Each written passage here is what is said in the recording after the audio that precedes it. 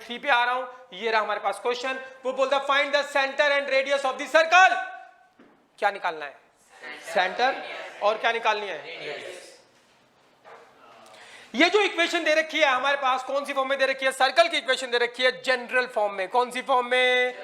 General equation of the circle होती है ऐसी, x square plus y square plus 2gx plus 2fy plus c equals to 0। इसको बोलते हैं जनरल इक्वेशन। हम सीधा इस इक्वेशन को देखकर भी सेंटर और रेडियस बता सकते हैं, लेकिन वो आपके सिलेबस में नहीं है, इसलिए मैं उसके बारे में बात नहीं करूंगा। तो ये हमारे पास क्या है? General equation of the circle है। हाँ, मुझे पता है इस सर्कल की आपको क्या निकालना है? सेंटर और रेडियस। अगर कभी भी किसी भी सर्कल का सेंटर और रेडियस बताना है तो उसको स्टैंडर्ड फॉर्म में कन्वर्ट कर लो। अगर मैं इस सर्कल की इक्वेशन को इस रूप में कन्वर्ट कर लूं, x माइनस एच का whole square plus y minus k का होल स्क्वायर इक्वल्स टू क्या? अगर मैं इस इक्वेशन को इस रूप में डाल लूं तो h और k सेंटर पता लग जाएगा, और क्या पता लग जाएगी? रेडियस। हाँ या ना? ओहो, पक्की बात। तो अभी तक हमने दो टाइप के क्वेश्चन किए थे भाई। पहला एक ही टाइप, एक एग्जांपल 1 एग्जांपल 2 में तो टाइप 1 थी। उसमें क्या था? सेंटर दे रखा, रेडियस दे रखी, सर्कल की इक्वेशन निकालो। क्या दे रखा था? सेंटर एंड, तो आपने सर्कल की इक्वेशन ये लिखी, सेंटर पुट कर दिया, h के और r पुट कर दिया, सिंपलीफाई कर दिया, तो आंसर आ गया था। क्लियर है भाई? अब कैसे क्वेश्चन आ रहे हैं हमारे पास? इक्वेशन दे रखी होगी और क्या निकालना है? Centre and radius. तो आपके पास ये दे रखी सर्कल की इक्वेशन और मुझे क्या बताना है? इसका सेंटर एंड रेडियस। तो याद रखना, कभी भी सर्कल की इक्वेशन दे रखी है, आप सेंटर और रेडियस तब तक नहीं बता सकते जब तक उसको स्टैंडर्ड फॉर्म में कन्वर्ट ना कर लें। तो ये हमारे पास general equation of the circle है और मैं इसको स्टैंडर्ड फॉर्म में कन्वर्ट करके बता दूंगा सेंटर क्या होगा और रेडियस क्या होगी। क्लियर? तो देखो ध्यान से, देखो मगर प्यार से। हाँ, सही बोले हो। तो हमारे पास गिवन है सर्कल की इक्वेशन, इसको हम स्टैंडर्ड फॉर्म में कन्वर्ट करते हैं। देखो x square plus y square plus 8x plus tan y minus 8 equals to 0। ध्यान देना, इसको मुझे स्टैंडर्ड फॉर्म में कन्वर्ट करना है। उसके लिए क्या करो? पहले x वाली टर्म x एक साथ लिख लो, x वाली टर्म एक साथ, ये रही x की टर्म और का है 8x, इसको एक साथ लिख लिया, कोई दिक्कत? एंड प्लस फिर y वाली टर्म एक साथ लिख लो, y की टर्म क्या है? वाई स्क्वायर प्लस क्या? tan y, कोई दिक्कत? और कांस्टेंट हमको दूसरी तरफ भगा दो, भगा दिया, कोई दिक्कत किसको? हाँ या ना? स्टैंडर्ड इक्वेशन में तुम एक चीज देख रहे हो कि यहाँ पर एक फैक्टर आएगा, उसका स्क्वायर होना चाहिए, यहाँ पे एक फैक्टर आएगा, उसका स्क्वायर होना चाहिए, और इस तरफ r का, तो कांस्टेंट टर्म r का स्क्वायर बनाएगी। क्या बनाएगी? और ये क्या बना देगा? x माइनस एच का होल स्क्वायर। ये क्या बना देगा? y माइनस के का होल स्क्वायर। अरे हाँ या ना? तो जनरल इक्वेशन देखिए, जनरल इक्वेशन को स्टैंडर्ड फॉर्म में कैसे कन्वर्ट करते हैं? x वाली टर्म एक साथ लिख लो, y वाली टर्म एक साथ लिख लो, और कांस्टेंट हमको दूसरी तरफ भगा दो। भगा दिया। अब इसको मुझे स्टैंडर्ड फॉर्म में कन्वर्ट करना है, इसको भी स्टैंडर्ड फॉर्म में कन्वर्ट करना है। तो कैसे कन्वर्ट करेंगे बच्चों? इसका बनाएंगे कंप्लीट स्क्वायर। क्या बनाएंगे? इधर भी बनाएंगे कंप्लीट स्क्वायर। तो देखो हम बना सकते हैं क्या? बिल्कुल बना सकते हैं। इसका कंप्लीट स्क्वायर बनाना, तो मैंने आपको बताया कंप्लीट स्क्वायर बनाना चाहते हो तो एक्स स्क्वायर का कोएफिशिएंट क्या होना चाहिए? क्या यहाँ पे 1 है? तो ऑलरेडी 1 है, एक स्टेप कम हो गया। हाँ या ना?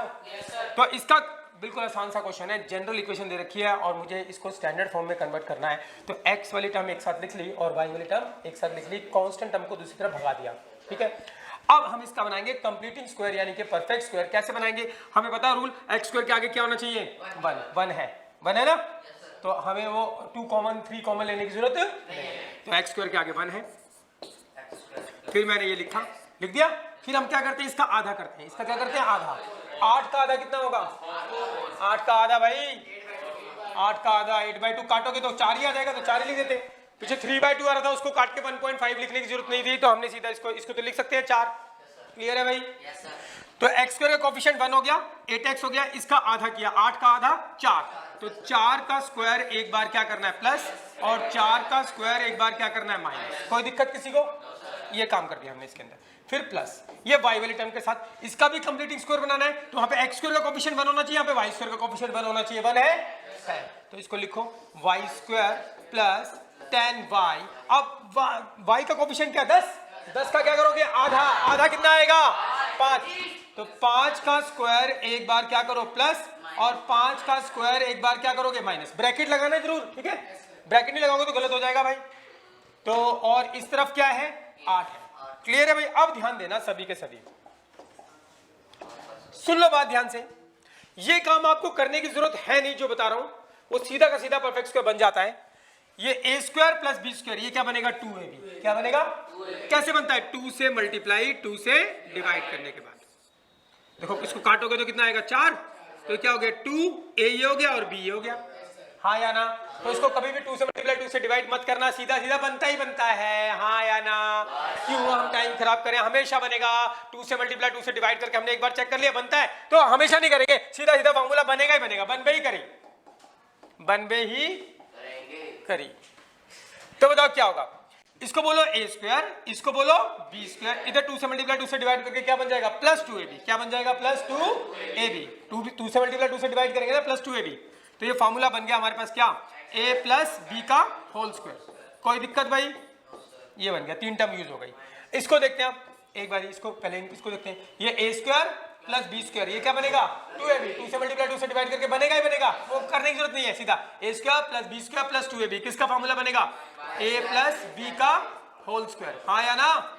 ये बन गया, कोई दिक्कत? a square plus b square plus 2ab बनेगा बनेगा, तो a प्लस b का होल स्क्वायर। अब ध्यान दो, यहाँ पे क्या आ गया, बाहर माइनस है, और ये 4 का स्क्वायर कितना हो गया 16, प्लस 16 मत लिख देना, क्योंकि -4 का होल स्क्वायर होता तब क्या आता +16, लेकिन ये तो माइनस बाहर है ब्रैकेट से, तो माइनस ऐसे कैसे रहेगा, क्या आएगा 16।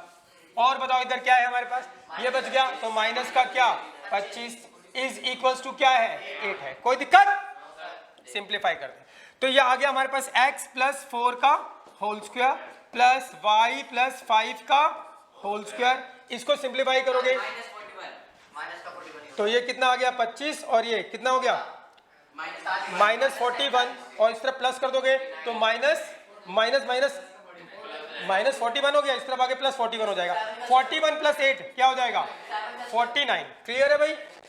अब ये स्टैंडर्ड फॉर्म में कन्वर्ट हो सकता है। स्टैंडर्ड फॉर्म में कन्वर्ट करने के लिए यहाँ पे क्या होना चाहिए, माइनस होना चाहिए। क्या होना चाहिए? तो इसको क्या लिखो बोलो, एक माइनस यहाँ पे, एक माइनस यहाँ पे, हाँ या ना? ऐसे लिख दिया।